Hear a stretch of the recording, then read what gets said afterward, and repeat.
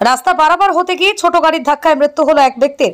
রবিবার রাতেই ঘটনাটি ঘটেছে ধূপগুড়ি মহকুমার জলঢাকা সেতুর সংলগ্ন এলাকায় একটি রাষ্ট্রায়ত্ত ব্যাংকের সামনে। মৃত ব্যক্তির নাম জগদীশ রায়, তার বাড়ি জলঢাকা এলাকায়। স্থানীয় পুলিশ সূত্রে জানা গেছে, ওই ব্যক্তি কাজ সেরে বাড়ি ফেরার পথে রাস্তার এক পাশ থেকে অন্য পাশে যাওয়ার পথে দ্রুতগামী একটি ছোট গাড়ি তাকে ধাক্কা মেরে পালিয়ে যায়।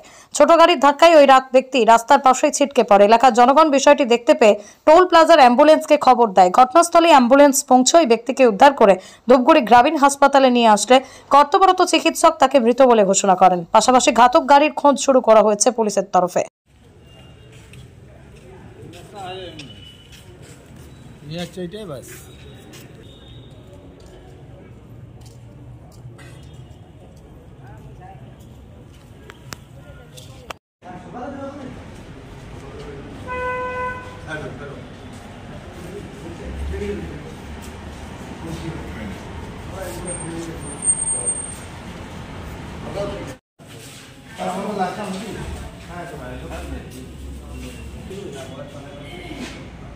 আধার কার্ডটা হলো ভালো।